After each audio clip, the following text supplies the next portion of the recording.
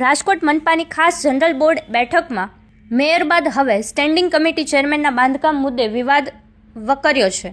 Ward number 8ની Panchavati સોસાયટીમાં થઈ રહેલા બાંધકામમાં માર્જિનના નિયમોનો ભંગ થયો હોવાનો આક્ષેપ કોંગ્રેસ કોર્પોરેટર વસરામ સાગઠિયાએ કર્યો છે। વિપક્ષે બાંધકામ દૂર કરવા કમિશનરને પત્ર લખ્યો છે, જ્યારે ચેરમેને તમામ આક્ષેપોને નકારી નવા નીતિ નિયમો મુજબ કામગીરી થઈ હોવાનું જણાવી પોતાનો બચાવ કર્યો છે। મેયર શ્રી અથવા કમિશનર શ્રી અર્જન્ટ દરખાસ્ત રજૂ કરે તેવી પૂરેપૂરી શક્યતા છે। જીપીએમસી એક્ટની જોગવાઈ અનુસાર આ પ્રકરણ 2 માં કલમ L મુજબ પેટા નિયમ મુજબ કોઈ પણ અંદાજપત્રનું હોય કે ખાસ બોલાયેલ સામાન્ય સભા, આ બે સભાઓમાં ક્યારે પણ જે દરખાસ્તો મૂકેલી છે એ સિવાયની અન્ય અર્જન્ટ દરખાસ્ત આવી શકે નહીં એવી કાયદેસરની જોગવાઈ છે। તેમ છતાં રાજકોટના અભિમાની અને બે જવાબદાર શાસકો જ્યારે આમાં ગેરકાયદેસર રીતે કરશે તો એની સામે ન્યાયિક કાર્યવાહી કરવા માટે હું રાજકોટના મેયરને રૂબરૂ જઈ આ પત્ર પાઠવું છું કે આગામી દિવસમાં મારે કાર્યવાહી કરવી ત્યારે એની સમક્ષ આ પત્ર મારી પાસે હોય તો એવિડન્સ રહે। એટલે માટે રાજકોટના પ્રથમ નાગરિકને અને રાજકોટના અધ્યક્ષને હું વિનંતી કરવા જઈ રહ્યો છું, આવી કોઈ પણ દરખાસ્ત આવવી જોઈએ નહીં।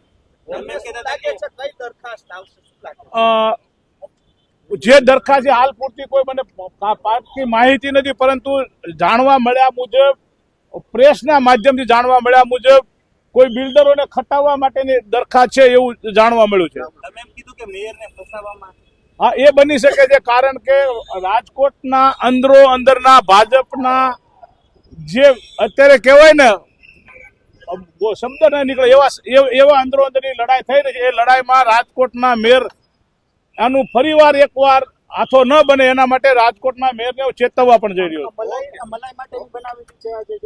છું। એ તો આપને પણ ખબર છે, મને પણ ખબર છે, ગુજરાતની અને રાજકોટની પ્રજાને પણ ખબર છે, ભ્રષ્ટાચાર માજા મૂકી દે, ભ્રષ્ટાચાર કરવા સિવાય રાજકોટના આ લોકો કંઈ કરતા નથી।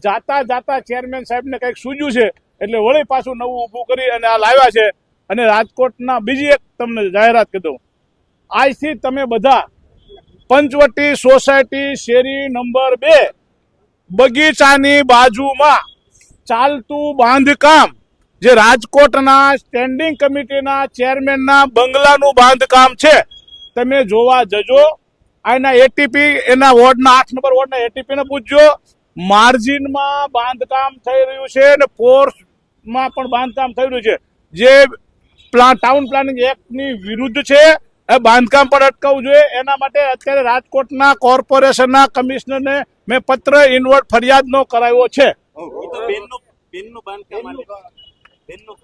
બેન ને ભાઈ બંને આપ જોવો છો એક જ છે, બહાર જે કરતા હોય તે, પરંતુ ગેરકાયદેસર બાંધકામો ગેરકાયદેસર મને ખબર નથી કોનું, મેં તમને સરનામું આપ્યું, મેં પોતે ત્યાંના કામ કરતા મજૂરે પૂછ્યું છે આ કોનો બંગલો છે, તો એને મને ચેરમેનનું નામ આપ્યું છે। એને બેનનું હોય, ભાઈનું હોય, કાકાનું હોય, મને ખબર નથી, પણ ગેરકાયદેસર બાંધકામ ચાલુ છે એ આપ જઈને જોઈ શકો છો। ગુજરાતની પ્રજાને તમને વિનંતી બે હાથ જોડી કરું છું, ગુજરાત અરે રાજકોટ મહાનગરપાલિકાના સ્ટેન્ડિંગ ચેરમેનનું એના મજૂરે મને કીધું છે કે જયમીનભાઈનું ચાલુ છે।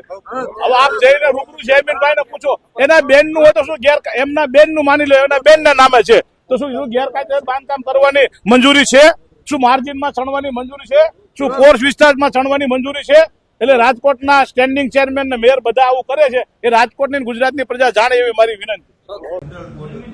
ખાસ વિરોધ પક્ષે વિરોધ કર્યો છે કે જનરલ બોર્ડ અર્જન્ટ હોય તેમાં કોઈ પાછળથી દરખાસ્ત એવો આક્ષેપ કર્યો છે ને કોર્ટમાં જવાની પણ વાત, નિયમ વિરુદ્ધ જનરલ બોર્ડ બોલાયું ને વધારાની દરખાસ્ત કોઈ એક ન કરી શકે એવો આક્ષેપ।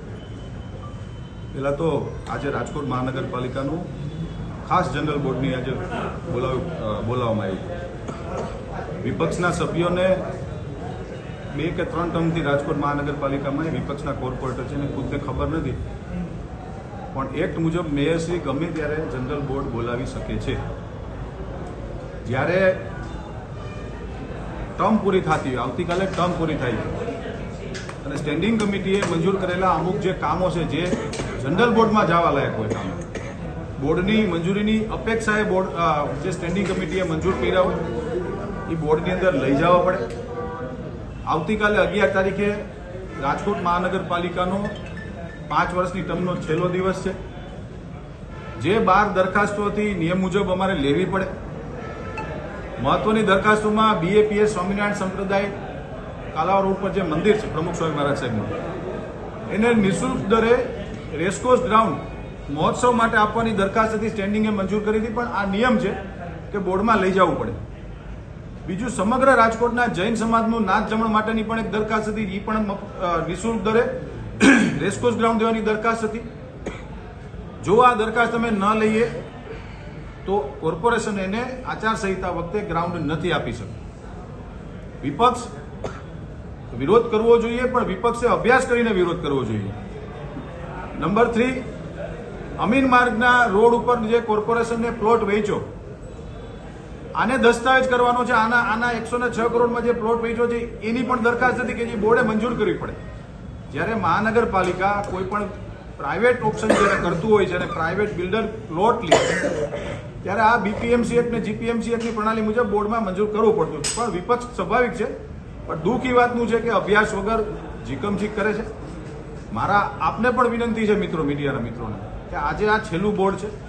વિપક્ષના સભ્યને ખાલી તમે પૂછો કે તમે કયા આધારે અને કયા નિયમ મુજબ તમે પ્રશ્ન પૂછો છો. ગમે એ પ્રશ્ન પૂછી નાખે અને એનો જવાબ દેવા અમે બંધાયેલા નથી, છતાં પણ આપ્યો છે એનો આપને આપું છું જવાબ. વિપક્ષનો વિરોધ અર્જન્ટ દરખાસ્ત માટે છે ને ફ્લાવર બેડની સમજાવું. રાજ્ય સરકારનું શહેરી વિકાસ સત્તામંડળ અને કેબિનેટ આ નિર્ણય કર્યો કે ખાસ કિસ્સાની અંદર રાજકોટ મહાનગરમાં જે ફ્લાવર બેડનો જે ઇસ્યુ છે એમાં જે નિયત દરો નક્કી કર્યા છે એ દરો મુજબ કમ્પ્લીશન આપવું. પરંતુ દર મુજબ ખૂબ વધારે પૈસા થતા હતા, એટલે એ જ કાયદાની જોગવાઈ મુજબ રાજકોટ મહાનગરપાલિકાને અમને સત્તા છે. અમે લોકોએ સ્ટેન્ડિંગ કમિટીનું જ્યારે બજેટ બનાવ્યું ત્યારે નવા નાણાકીય વર્ષ માટે અહીંયાથી જાહેરાત કરવામાં આવી હતી કે 50 લાખ રૂપિયા સુધીનું કોઈ પણ બિલ્ડરને BU સર્ટિફિકેટ માટે જો ભરવાના છે, ખાસ કિસ્સાની અંદર રાજ્ય સરકારે નિર્ણય અનુસાર તો એમાં 50 લાખ રૂપિયા સુધી ચેક આપી શકશે અને 50 લાખથી ઉપર કોઈ ન હશે તો એના 3 મહિનાના 1 વર્ષના 4 હપ્તા કરીને એને સુવિધા મળે. કારણ કે સ્વાભાવિક છે કે કોઈને 10 કરોડ ભરવાના આવશે, કોઈને 5 કરોડ ભરવાના આવશે. આ ચેકથી ભરવાના છે મિત્રો. બિલ્ડરને બિચારાને મુશ્કેલી પડતી હતી, અનેક રજૂઆતો હતી. ભારતીય આખા દેશના બિલ્ડર એસોસિએશનની રજૂઆત હતી, ગુજરાત ક્રેડાઈની હતી, રાજકોટ બિલ્ડર એસોસિએશનની રજૂઆત હતી. અમને હપ્તા કરી દેવામાં કાયદાની જોગવાઈ મુજબ એ હપ્તા કરી દીધા. એની એક અર્જન્ટ બિઝનેસ દરખાસ્ત હતી જે આજે મંજૂર કરવામાં આવી છે. બીજી દરખાસ્ત હતી નિર્મલા કોન્વેન્ટ સ્કૂલને હાઈકોર્ટની સૂચના મુજબ નિર્મલા કોન્વેન્ટ સ્કૂલનું જે ગ્રાઉન્ડ છે જે 1998 થી કોર્ટ મેટર ચાલે છે. Nirmala convent school supreme court સુધી ગયા હતા. સુપ્રીમ કોર્ટે એવું કીધું કે ભાઈ રાજકોટ મહાનગરપાલિકાએ જે આ ગ્રાઉન્ડ રાજકોટ મહાનગરપાલિકા દાવો કરે છે એ ખરેખર જે હાઈકોર્ટે કીધું હતું. રાજકોટ મહાનગરપાલિકા અમે સુપ્રીમમાં ગયા હતા, પણ હાઈકોર્ટે જે જજમેન્ટ આપ્યું હતું એ હાઈકોર્ટના જજમેન્ટને સુપ્રીમ કોર્ટે માન્ય રાખીને પ્લે ગ્રાઉન્ડના ઉદ્દેશનું ગ્રાઉન્ડ છે, ત્યાં ક્યારેય પણ નિર્મલા કોન્વેન્ટ સ્કૂલના સંચાલકો બાંધકામ નહીં કરી શકે.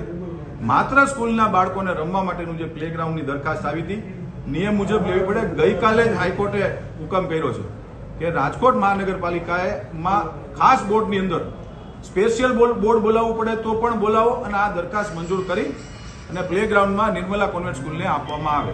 હાઈકોર્ટની સૂચના મુજબ એ પણ એક અર્જન્ટ બિઝનેસ હતી.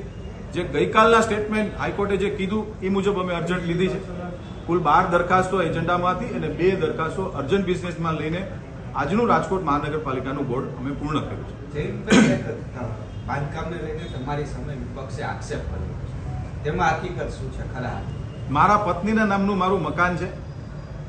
એ મકાન ઉપર મેં કોર્પોરેશનના નિયમ મુજબ હું પોતે મારું મકાન બનાવું છું. હું ટેક્સ પેયર છું. હું તમારા બધાની હાજરીમાં હું સાર્વજનિક સ્વરૂપમાં મારા ટેક્સના આંકડા પણ બતાવી શકું છું. મારો વ્યવસાય બાંધકામનો છે. હું એવું નથી, વિપક્ષના સભ્યોએ જે પ્રશ્ન ઉઠાવ્યો છે સ્વાભાવિક છે કે એને પ્રશ્ન ઉઠાવવાનો અધિકાર છે, પણ હું વ્યવસાય બાંધકામ કરું છું. હું પોતે બિલ્ડર છું અને મેં 1 ફૂટનું ગેરકાયદેસર બાંધકામ નથી કર્યું. મારા પત્નીના નામનો પ્લોટ છે, કાયદેસરનો પ્લોટ છે અને જેમાં હું બાંધકામ કરું છું કોર્પોરેશનના GDCR. નવા જીડીસીઆર મુજબ નવા ટાઉન પ્લાનિંગ એક્ટના જીડીસીઆર મુજબ મેં છોડેલું છે, જેની હું સાબિતી કરવા તૈયાર છું.